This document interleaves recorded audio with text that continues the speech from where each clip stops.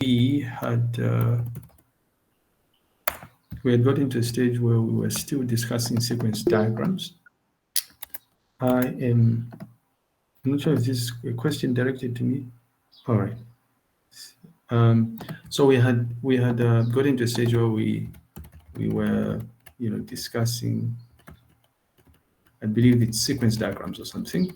I thought today would be dedicated to us just sort of like wrapping up this discussion so that we can immediately, if time permits today, jump into our discussion of activity diagrams. If not, then we shall start and wrap up activity diagrams on Thursday or something. In any case, I believe we had got into a stage where we were discussing I'm not sure if we're discussing participants or something. I think it is. If not, it's going to be a repeat here. So we did, however, discuss that there's two primary types of two main types of participants. So you have your usual actor.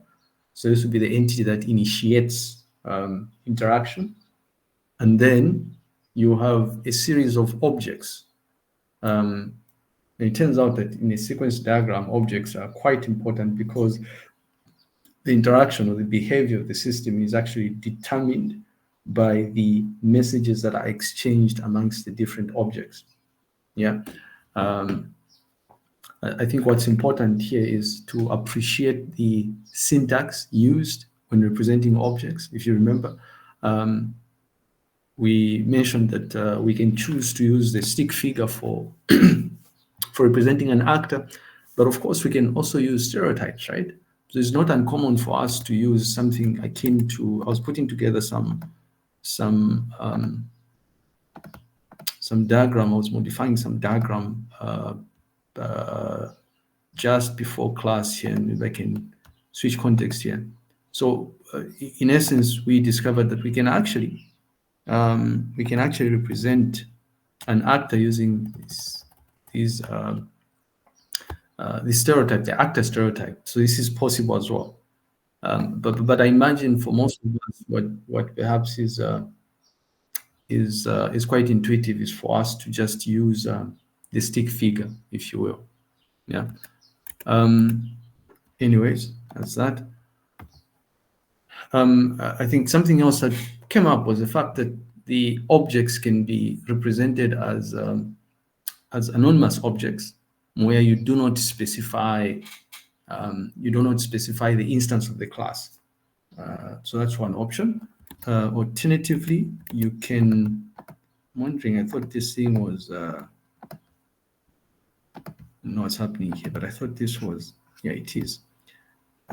Right. So you can represent an object as an anonymous object, in which case you use very simple syntax, right? So you can represent those objects as an instance of a class, in which case you just specify the object name. So let's say we wanted to create a student. Let's say we're working with the class student, for instance. What we could do to represent an object in a use case is we can use three options, is it? So option number one is where you just say, well, this is a student instance or something. Or we can be more specific and just say this is an ICT 3020 student or something, or a B.ICTs student, B.ICT student, like this. That's one option. The second option is where you represent this as an instance plus class, right? So you specify both the instance and the class, in which case you'd specify this by saying, well, the object name, and of course, I mean, what we mean here is the usual things hold here, right? This is within the rectangle here. You're really inscribing this text within the rectangle. So the other option is B.ICT student, and then you specify that this is the student class. The third option is the option that I'm using in the examples, right? Where I'm just representing it as an anonymous object, right? in which case you just you start with the full colon and then you have the class name. So 3 main ways of doing this. All of them are syntactically correct, obviously. All right, and then I don't know if we got to a stage where we introduce so-called lifelines. So a lifeline ideally represents each individual participant in the interaction.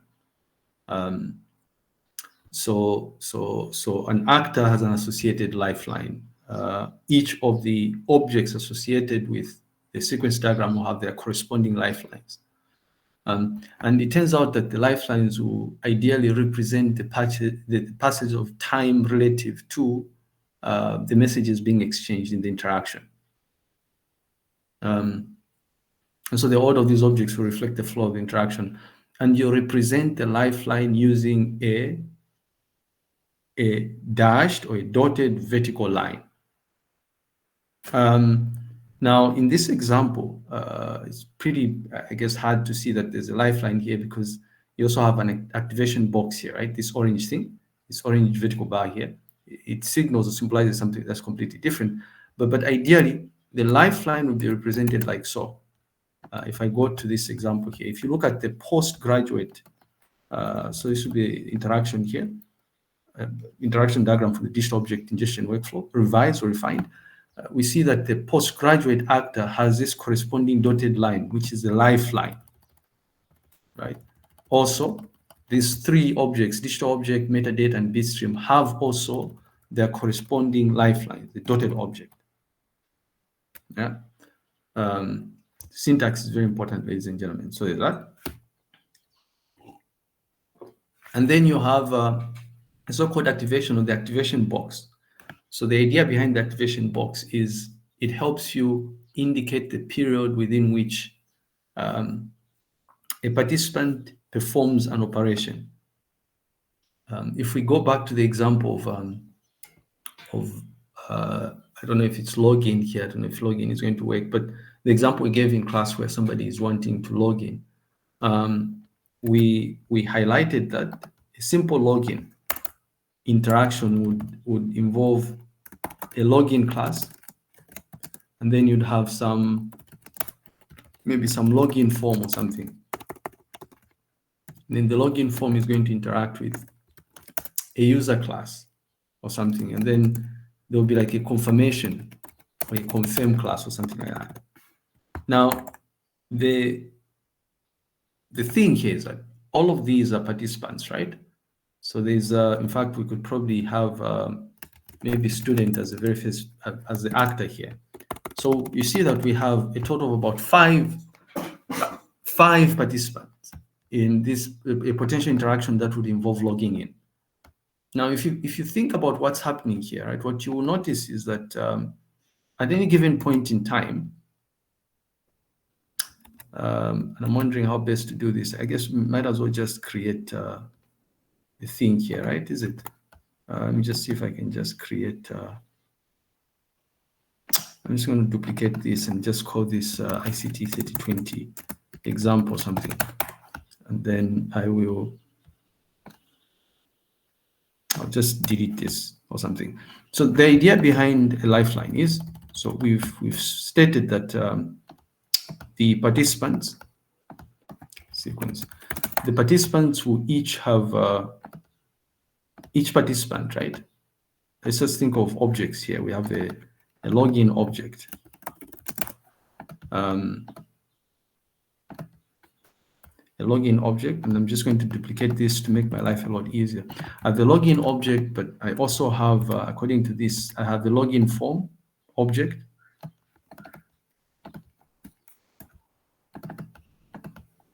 The login form object. And then I also have a user object.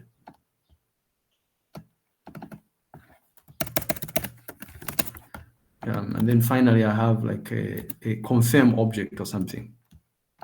Whatever that means, right?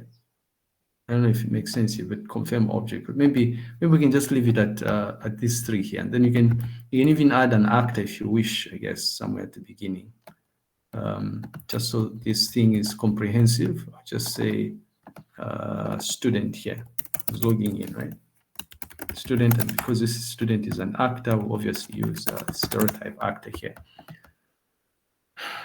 So point number one is we are saying that each of these, 4 participants has an associated lifeline, this dotted vertical line.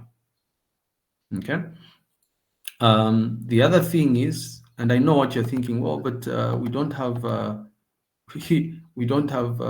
we haven't defined the interaction frame. There we go, right? We're just going to use this here.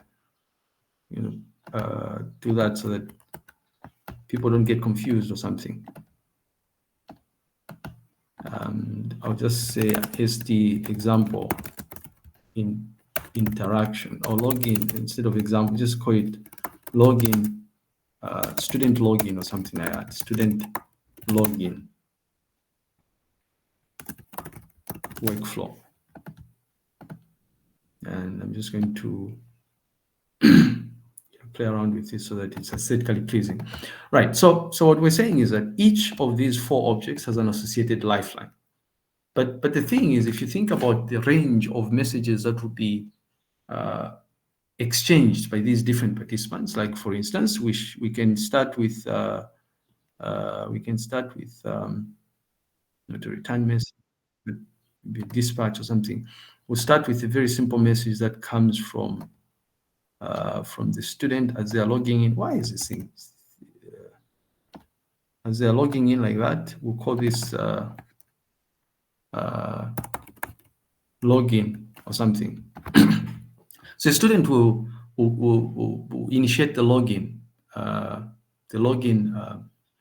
It could be like the login operation. They want to log into the system or something, right? When they log into the system, at that point in the background, interaction starts with the login class, right? Then the login class maybe will, I'm making things up here. Hopefully this will make sense.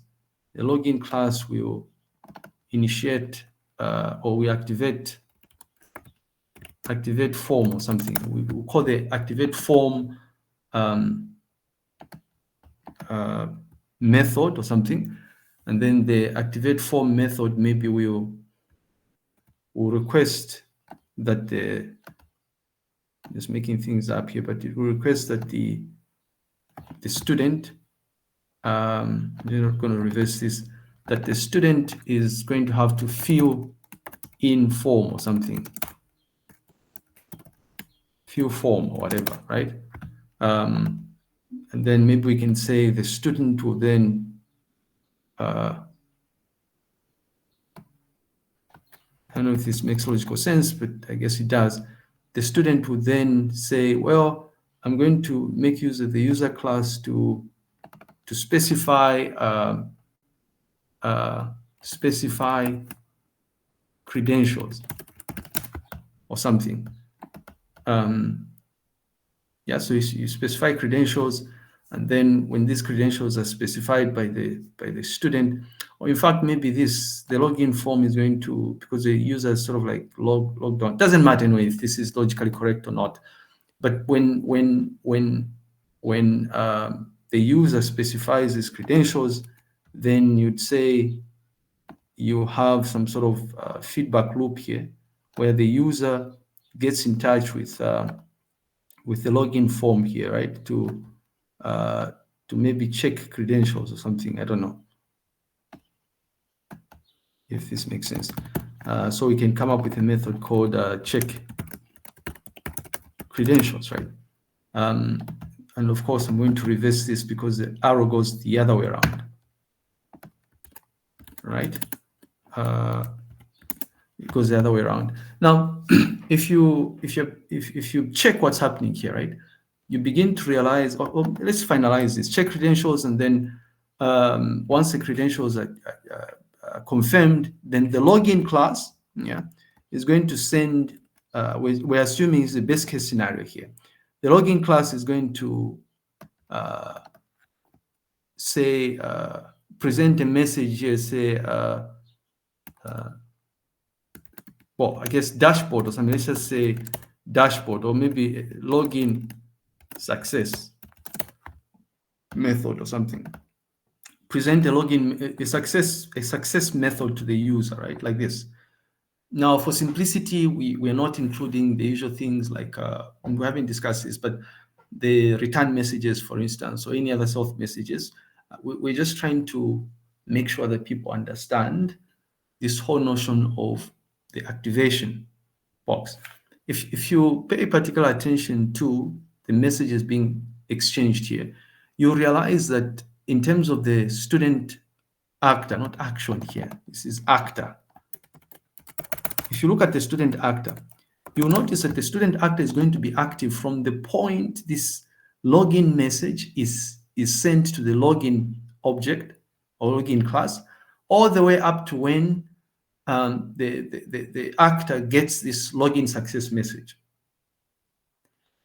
And so we are saying that the activation indicates the period within which the participant is performing an operation or is active. So in this case, we would need to add an activation bar here to signal to say this person or this participant is active during this period here, like so. If you, as I guess it's just a thing here. If you look at the login class as well, it's almost like the similar behavior as the student actor, right? Login class is going to be active from here all the way up to here.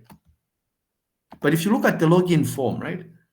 The login form, on the other hand, is going to be active only after this activate form message is initiated all the way up to, where is that? Up to fill in form, so up to here.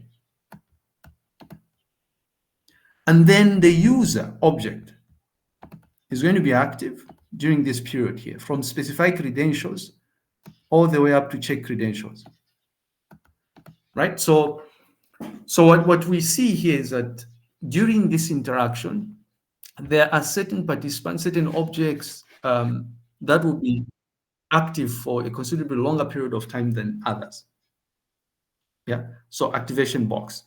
And really, I mean, if you look at the syntax is quite simple here. We see that we use a thick, I don't know, a thick thin here, but we use a thick box which is placed over the object's lifeline. Remember, the lifeline is the dotted vertical line. The activation box is a thick, or the activation symbol is a thick. It's a thick box, a thick vertical box that is placed over the lifeline for the participant. Yeah. And the top and the bottom of the box itself are linked to the start and the end of a specific function or operation, ideally. And typically, this is used to evoke, operations or functions. Hopefully that's clear, right? Pretty straightforward, if you notice. Let's see if there are questions. And then we see that there are also messages, right? There are messages that are being exchanged, because remember what we are doing here when we're working with sequence diagrams is we're trying to model the interactions that take place amongst the different objects.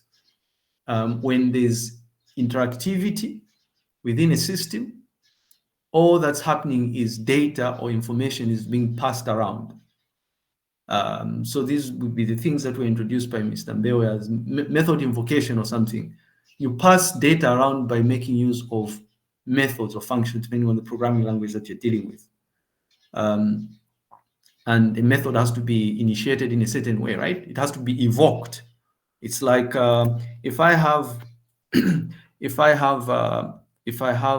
login class and a login form, if you remember, maybe the implementation could be such that you have your login class like this, and then you also have your public class login form or something.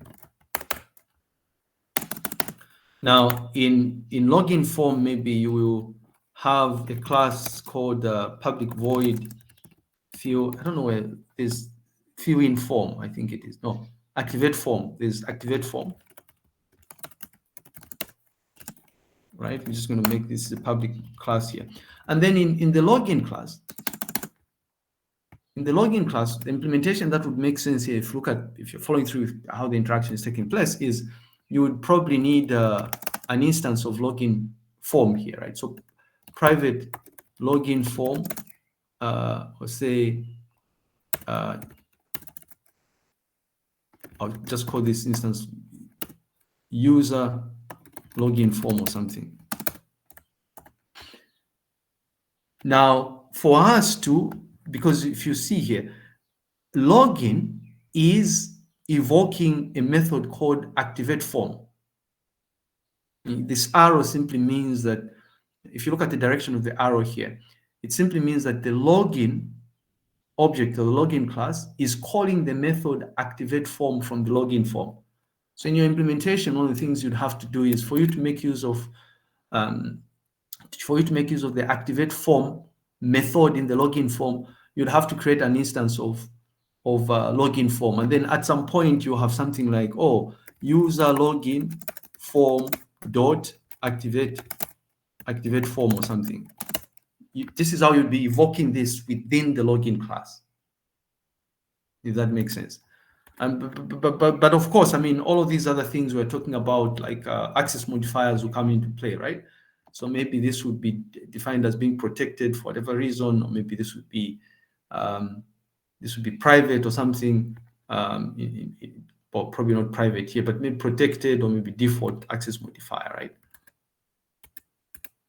Yeah. So we see that messages, right? Messages or data is passed around through the invocation of messages, and we know what messages are. I mean, it's a method calls ideally, right?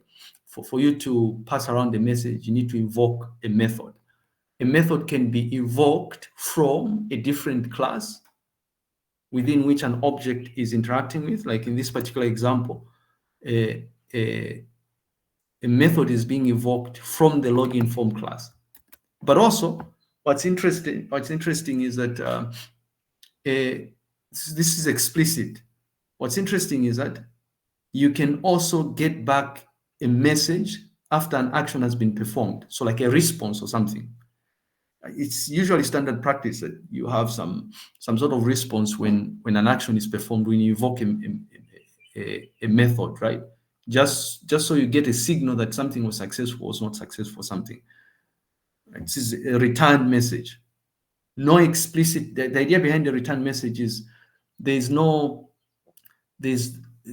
like there's an explicit request from another object to evoke that return message, but rather it's a direct result of a method call or an invocation. We also have so-called self messages. So it is possible for us to evoke for an object to evoke a method within its class. And a classic example I can probably think of here is okay, maybe not, but I don't know, right? Let's see here. We can maybe, for argument's sake, maybe the login class would have what methods are in login class here? Let's just check here. Login class has there's a login method. I mean, the problem is there's no self method that we've defined here, but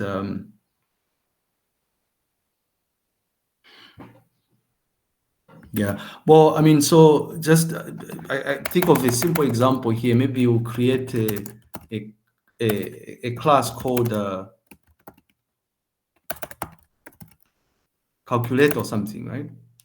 A calculator class that has a series of methods here, 1, 2, 3, 4. So one of the methods could be public int.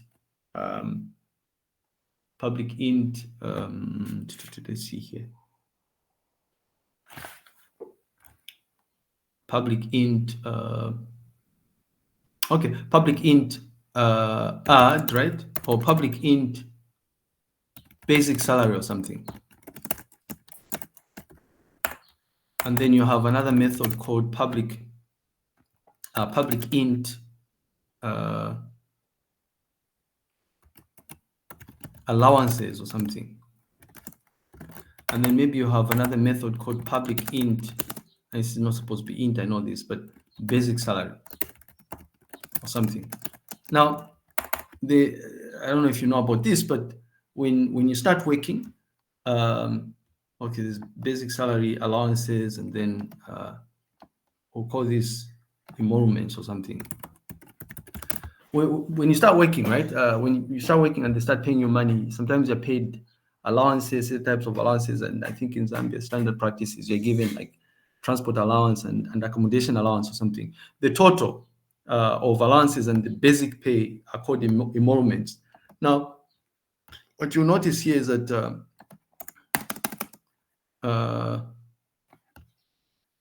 what you notice here is for us to get emoluments, right?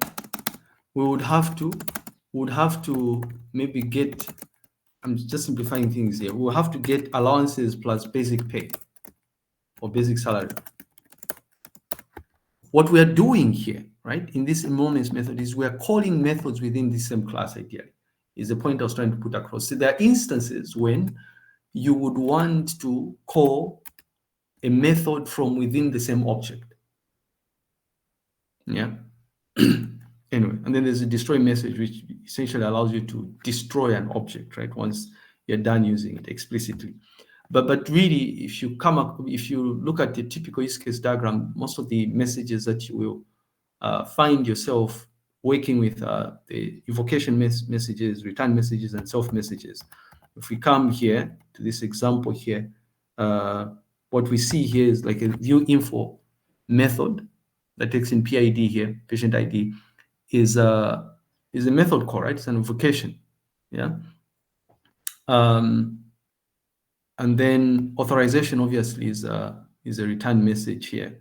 What else? Patient info is a return message. Error is a return message as well. Anyways, hopefully this is making sense. I hope, but that's fine. So messages.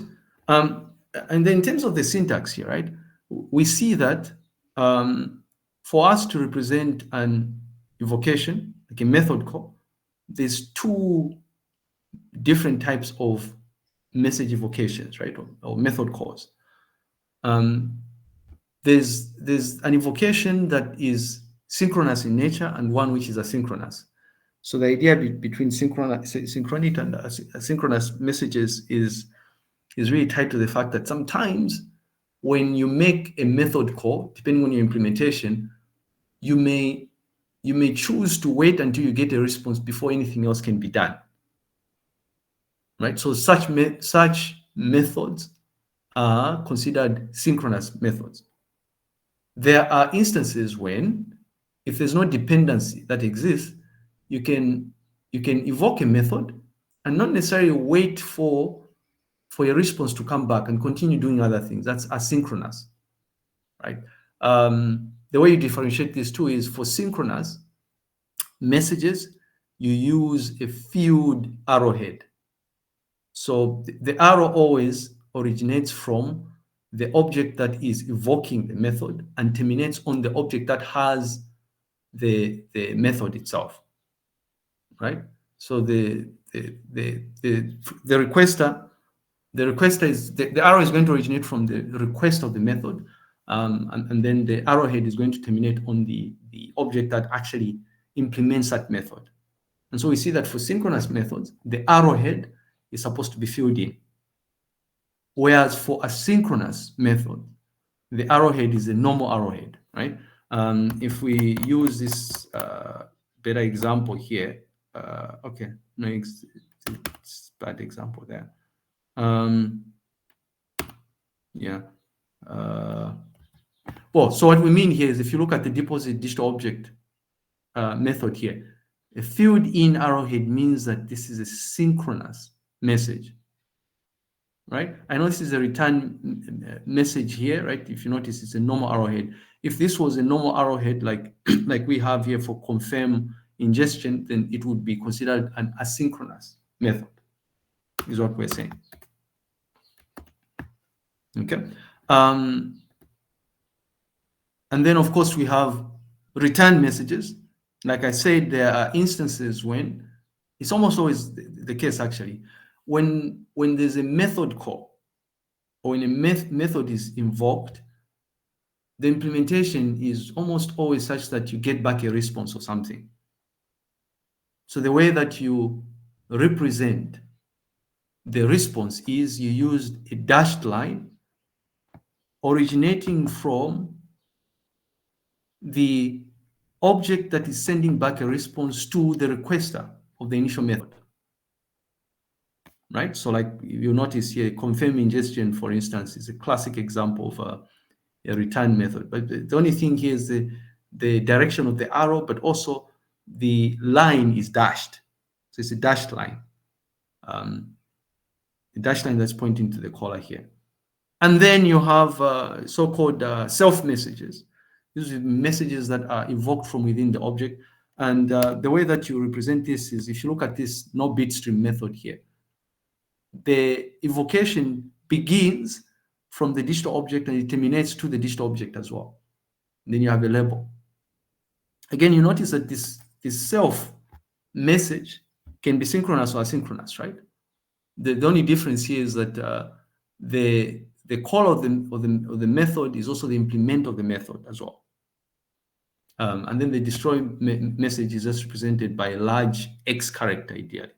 You signal to say this object has been destroyed or something. So pretty straightforward here, right? Just again, putting it all together, if we look at some examples here, in our simple deal, I mean the simple IR deposit application, we see that deposit digital object is a synchronous method. Specify object metadata is a synchronous method. Upload object bitstream is a synchronous method. Confirm upload is a return, right, method or message. Confirm ingestion is a return message. So sadly, there's no example for a self message. If we go back to this example, same applies here. View info, synchronous message. Report, synchronous message. Authorize, synchronous message. Authorization is a return message. Patient info, return message. Error with the parameter no access is a return message. How do we know it's a return message? The dotted line. How would we know given a sequence diagram like this, we're given to say there's authorization, there's an authorization message. How do we know which is the caller or the direction of the arrow? Yeah. And in more or less almost all of these instances, the return message just does not pop up from nowhere, right? It's a direct result of an initial invocation of a method. So if you look at this particular example, we see that this authorized synchronous message has a cascading effect, is it? It results in an authorization return message. But again, I mean, if you look at this combination fragment here, again, there's a cascading effect where this authorization return message subsequently results in either a patient info return message or the error return message. And I believe I snuck in a few slides where we get to discuss these interaction fragments here. This particular alternation interaction fragment essentially helps you model alternative paths, right? So there's a guard condition here called authorization okay and authorization fail. So if authorization is okay, then the return message goes to patient info, but if authorization fails, then the return message is going to be error or something. Anyways, that's that about what do you call this? Messages, right? What's important is we appreciate the syntax and the notation used. Yeah. When you're using a piece of software, it's relatively easy for you to do these things because all you do is you go to Lucidchart, or you go to, if you are noticing here, you would go to diagrams.net. If I wanted to specify the return message for these check credentials, then maybe I would further extend this and say, oh well, there's a return message, right? Where is this? there's a return message which, and this is where it becomes really interesting here. There's a return message which, thank you very much. There's a return message which, I'll just say credentials. Okay. There's a return message which is a direct result of the user class asking the login class to check the credentials. So if we wanted to model a return message, and by the way, it's not always the case that the return message is from right to left, right? It depends on the direction, the initial direction of the method invocation. If you look at this check credentials, message, it originates from the user class to the login class. So if the login class is sending a return message, this check credentials OK message is supposed to be in the reverse direction. So reverse, it's like so. This is how this works. And then this would say login successful or something. And in fact, if you look at how this has been done, maybe we would want to implement it in such a way that this login success, like you can leave it the way it is, but the login success method is supposed to probably originate from the user here. Hopefully this is making sense. What else is worth mentioning here relative to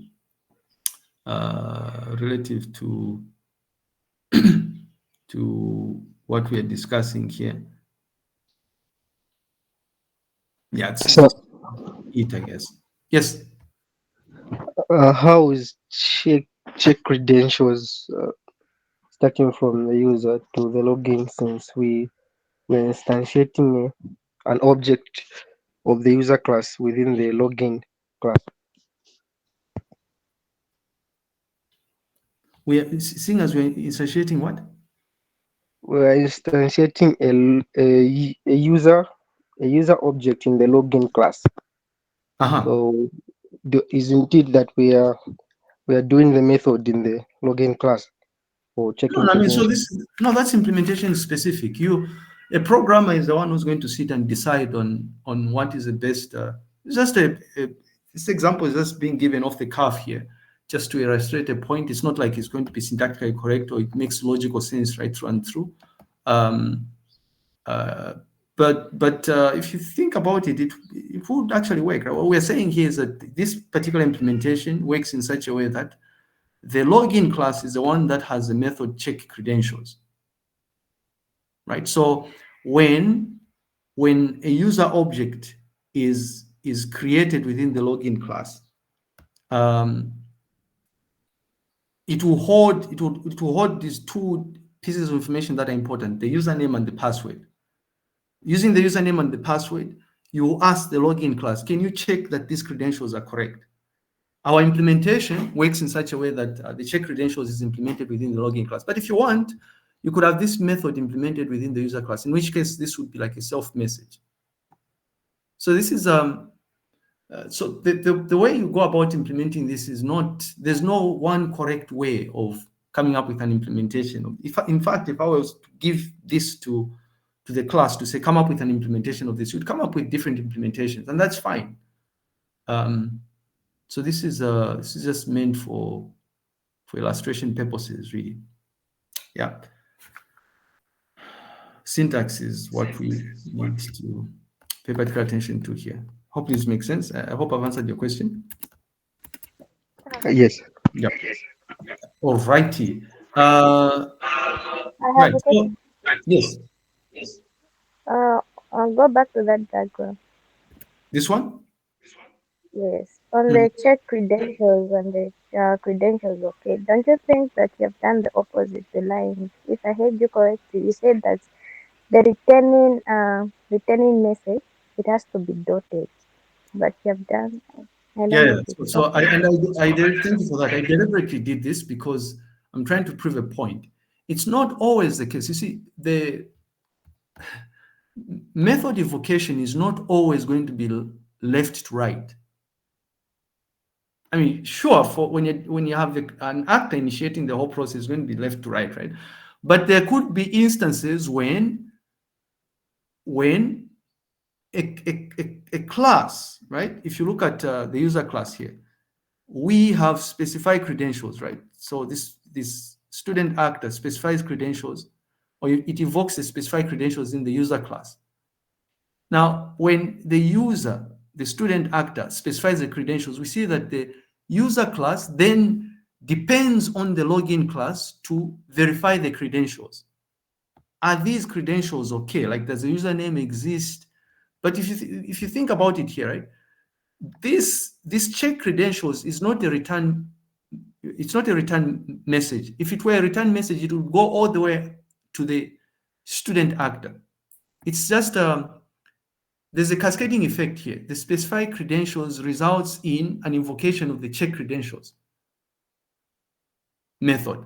But the check credentials method in this case is located in the login class. So this is a normal invocation. Yes, it's not a return method or message. But observe, when we evoke the check credentials method, we have a response from the login class. Because the user class is the one invoking the check credentials from the login class, the response goes the other way around, because the login class is responding to the invocation from the user class. So it's possible, this is fine, it's syntactically correct. The direction is not always left to right. What signals whether it's a return method or not is what? The type of arrow. It is dotted, right? It has a normal arrowhead. What tells us that this check credentials message is an invocation is the type of arrow. It has a solid line. And then the arrowhead can either be, filled in, or it can be a normal arrowhead. If it's filled in, we know that this is a synchronous message. If it's a normal arrowhead, like, I guess we might as well change it now. I suppose, I don't know. What is this now? If I think we can easily change this. Can we? Edit style. What the? Okay, sorry about that. It's a thing about, one of the things, ladies and gentlemen, I hate about this thing. Where is this? About this. There we go. I needed to contextualize. One of the things I hate about diagrams.net is not as flexible as these other tools, right? So I could choose to say, where is it? There has to be an arrowhead. There's no option where we check the arrowhead here. Why?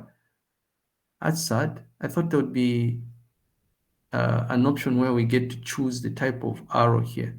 It's supposed to be. I don't understand why the line and, oh, there we go, here to the far left here. If that thing was like this, you see this, then we'd know that the check credentials is still an invocation, but it's an asynchronous method. Do you understand this?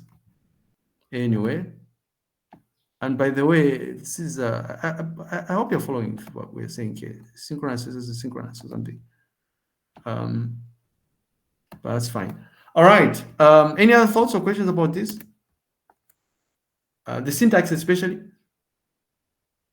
The beauty about this is like the logic. When you're coming up with the logic, right? I mean, as long as stuff makes logical sense here, nobody's going to say, well, this implementation is wrong here, right? Because I don't want to say this, but programming is sort of like,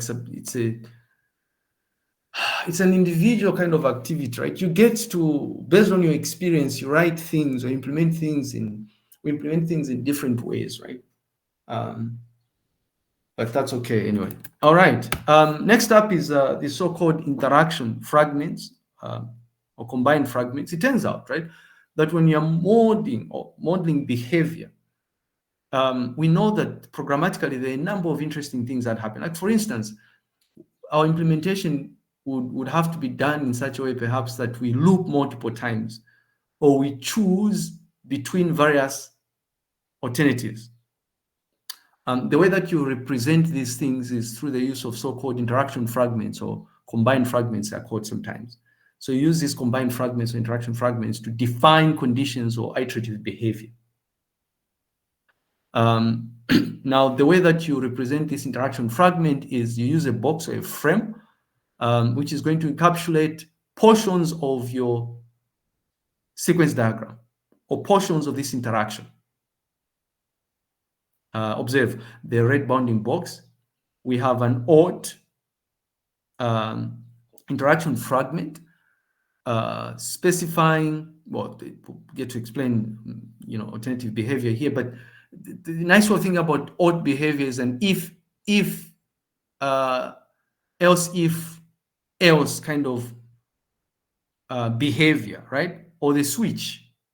If you remember, is it the switch in Java? I think it is the switch statement in Java or something. So there's different alternatives, right? The other option would be the opt. With the opt, you're not really interested in modeling alternative paths, but what you're interested in showcasing is to say something will only happen if a condition holds true.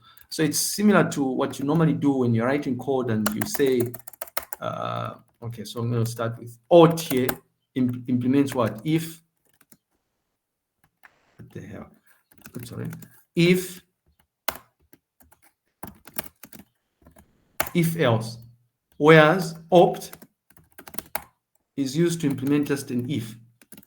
And we know this, we can write a program where you just have an if statement. Yeah, I mean, if username exists, log in or something.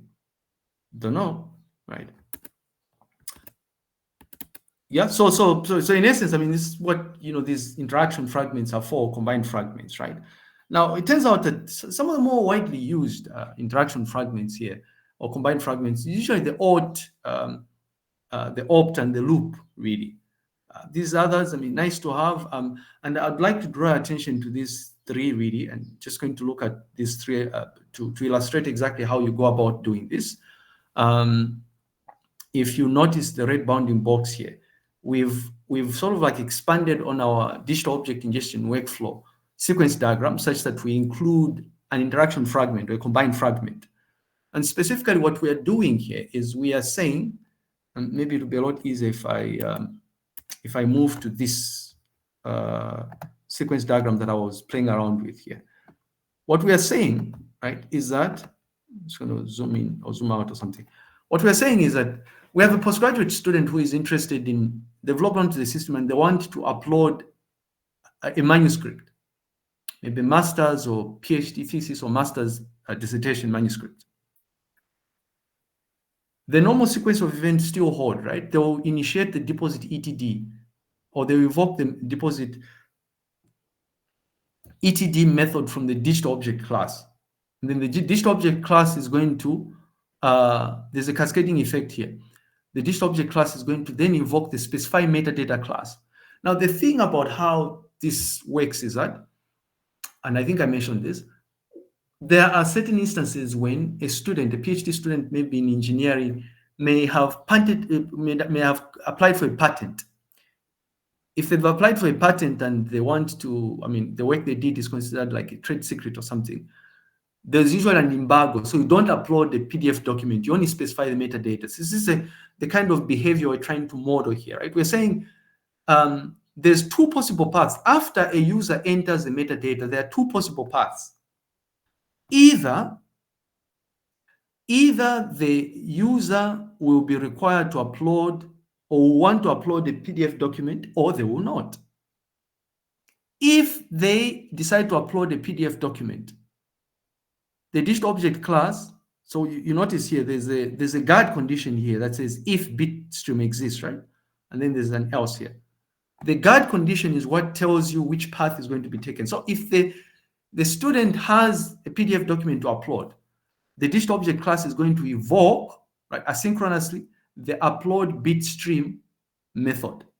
And then there'll be a confirm upload return message here. Sorry, apologies. This, ladies and gentlemen, is supposed to be, is it? It's not. This is supposed to be a, there we go. It's a return method, right? The confirm upload. If there is no PDF document, what the digital object method is going to do is it's going to invoke a method within its class, right? Say no bitstream.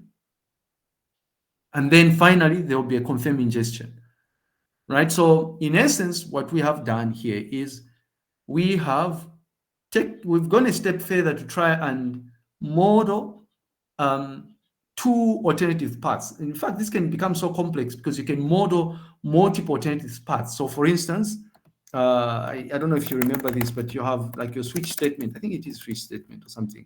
And then you'd have case one or something, case two, and all those things here. These cases would be alternative paths, is it? You can model these if you want to. What else? Well, if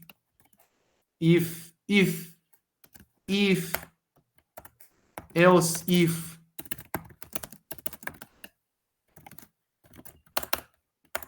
right? Else if, and then else or something. You'd model this like this as well. This would be alternative paths that would be here. Yeah. What else is worth mentioning here? I mean, So, yes, sir. Can you implement branches in a non-drivable class? I don't think I understand what you mean by non-drivable class. Like for example, if it's Java, then a class that doesn't have a main method.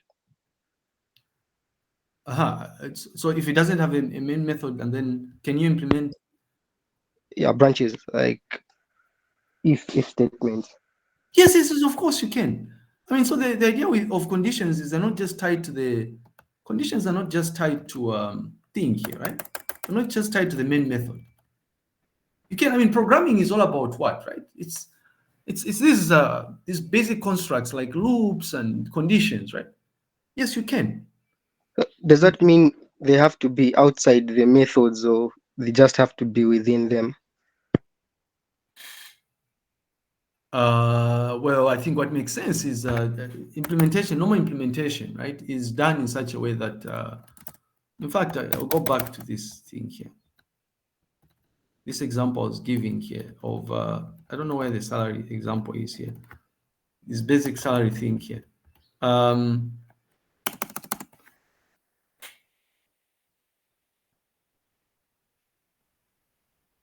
I'll give you an example of UNZA, right? At UNZA, academic staff have certain allowances that support staff don't have, and support staff have allowances that academic staff don't have, for instance. Some allowances are the same; they cut across the board, like housing and transportation. So maybe I would have a condition here. So if is academic staff, then this.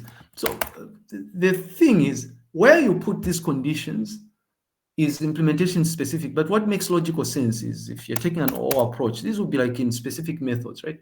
These constructs are going to be in specific. Otherwise, I mean, what would be the point of you having this if condition outside of this calculator class? I mean, I don't know. Maybe there could be an implementation where you have a class variable that you'd want to define in a certain special way, right? It's not an instance variable, but it's a class variable or something. I don't know. But usually these code constructs here would be within methods. Like the loops are usually within methods. It's just that when you're being taught how to program for the first time, you have this illusion that these code constructs are supposed to be outside the method because you normally just define them within the main method. But this is not how you write code. Those coding constructs would ideally supposed to be within method. But I mean, if you're writing spaghetti code, nobody cares. I guess you can do that. You understand why these have to be in here, right? Because this thing here, this class, this calculator class, I'll call this salary calculator class. This salary calculator class is going to be used in such a way that what?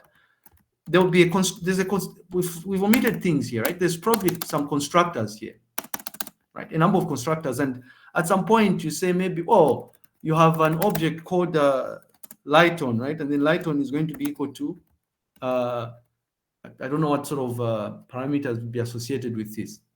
Okay, I know, yes, new, right? New, he forgot. I know, there's new. But you'd have to do this at some point, right? So that at a later stage, you'd say Lighton period dot allowances. And then this would tell you what sort of allowance Lighton period has, right? You'd want to have something like Lighton period dot emoluments or something. And maybe Lighton period dot pay. So these things have to be, that whole notion of the driver class here is just, it's normally used at the very beginning of programming. But anyways, okay, let's look at the time here. Maybe we can leave it at that. We will wrap up on Thursday. We'll wrap up our discussion of these interaction fragments. I think actually we've finished them, right? We finished interaction fragments. We just look at, stitch together stuff, and then we can revisit this in case people would want us to talk about this a bit further. What is interesting though, in closing, is that usually the level of detail that you're providing is dependent on what the sequence diagram is meant to accomplish, right? If you're giving these sequence diagrams to programmers and you want them to really understand this workflow, you'd want to provide these details, because a programmer, once they notice that, oh, after you specify metadata, this is what happens, they'll know exactly how to come up with this implementation. Imagine, ladies and gentlemen, what sort of implementation would you come up with if a programmer was given this, right? I mean, you would come up with an implementation, but the first iteration of this implementation would not really be that close to what is expected. Because the assumption here would be, a student uploads something, and not almost, but all the time when something is being uploaded, you must specify metadata and the file. But lo and behold, if you look at this version, we see that there are instances when what you are uploading may not have a corresponding file. So you're just uploading metadata.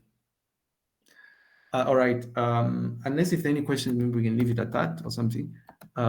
Just to mention, by the way, as you're thinking about questions, I had some people are sending, I responded to a group of individuals. They're sending a request to interview me.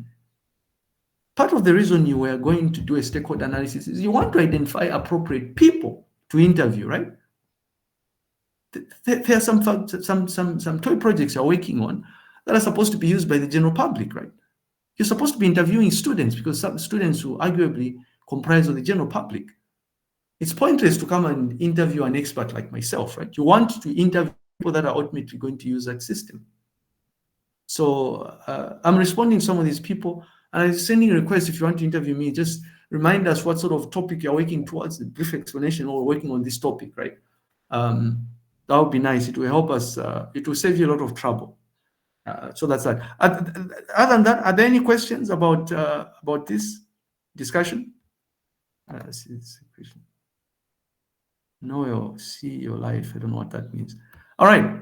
I think Ms. Kundo is talking to Noah. Thank you very much, everybody. We will see you on Thursday. Apologies that we had to have a morning class here, but we did that nonetheless. Good day.